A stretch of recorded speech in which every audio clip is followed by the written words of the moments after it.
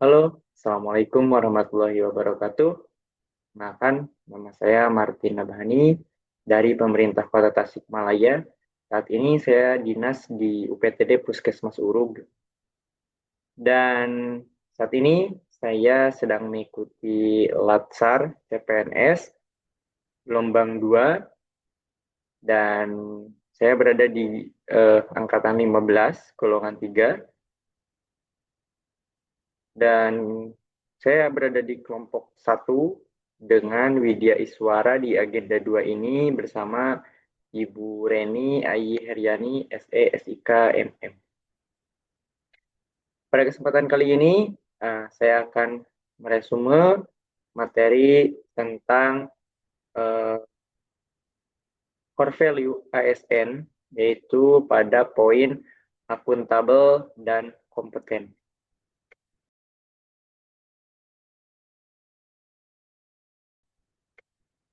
Pada poin akuntabel, kita mempelajari tentang pengertian dari akuntabel itu sendiri atau akuntabilitas. Akuntabilitas ini sering disamakan dengan responsibilitas atau tanggung jawab. Responsibilitas adalah kewajiban atau tanggung jawab yang berangkat dari moral individu. Sedangkan akuntabilitas adalah kewajiban bertanggung jawab kepada seseorang yang memberikan amanat. ASN akuntabilitas adalah kewajiban untuk mempertanggungjawabkan segala tindak dan tanduknya sebagai pelayan publik, baik itu kepada atasan, lembaga pembina, dan lebih luasnya kepada publik. Akuntabilitas publik itu memiliki 3 fungsi utama, yaitu untuk menyediakan kontrol demokratis, kemudian untuk mencegah korupsi dan penyalahgunaan kekuasaan, kemudian untuk meningkatkan efisiensi dan efektivitas.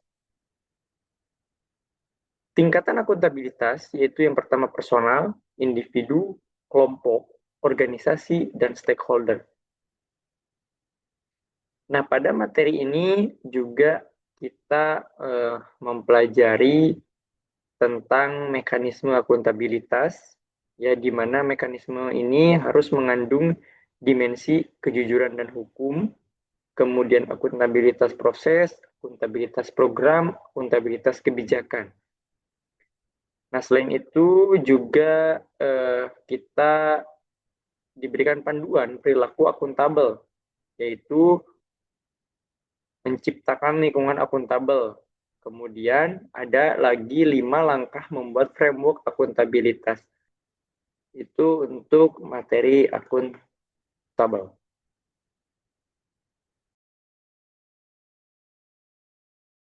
Selanjutnya, kita akan meresume atau membahas tentang materi yang ada di dalam materi kompeten. Poin selanjutnya adalah poin kompeten. Kita mempelajari tentang kebijakan pembangunan aparatur.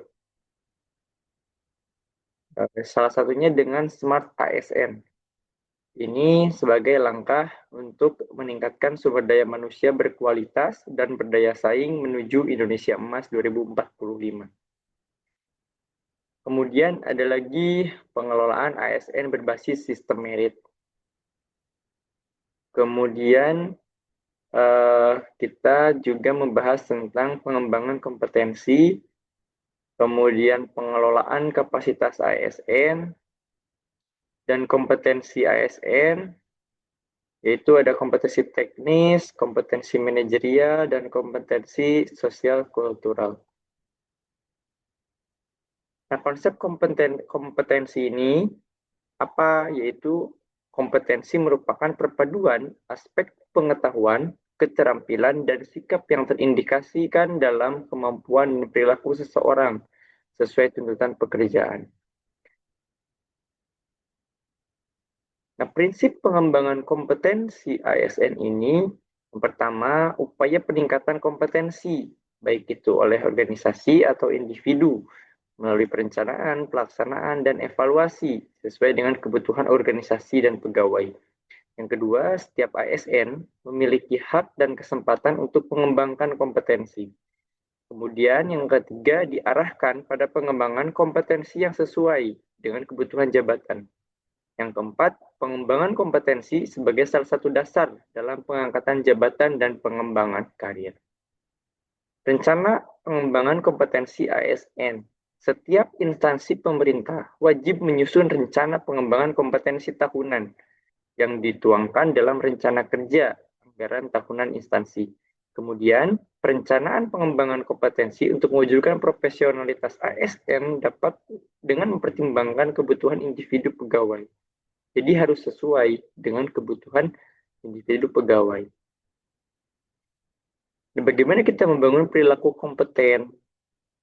Salah satunya dengan berkinerja yang berakhlak. Setiap ASN yang profesional sesuai dengan kualifikasi, kompetensi, dan kinerja. ASN terikat dengan etika profesi sebagai pelayan publik. Kemudian, perilaku etika profesional secara operasional tunduk pada perilaku berakhlak sesuai dengan Surat Edaran Menpan RB nomor 22 tahun 2021.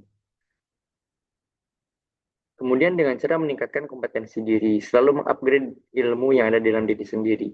Kemudian membantu orang lain untuk belajar dan melaksanakan tugas terbaik. Itu adalah cara atau seorang ASN itu dikatakan berperilaku kompeten. Jadi kesimpulannya adalah kompeten itu mengembangkan kompetensi diri, membantu orang lain belajar dan melaksanakan tugas terbaik. Kemudian membuat sebuah rencana tindak lanjut mewujudkan 3M untuk kompetensi peserta. Kemudian ada evaluasi dan feedback materi pelatihan. Baik, itu saja yang bisa disampaikan terkait materi akuntabel dan kompeten. Terima kasih. Wassalamualaikum warahmatullahi wabarakatuh.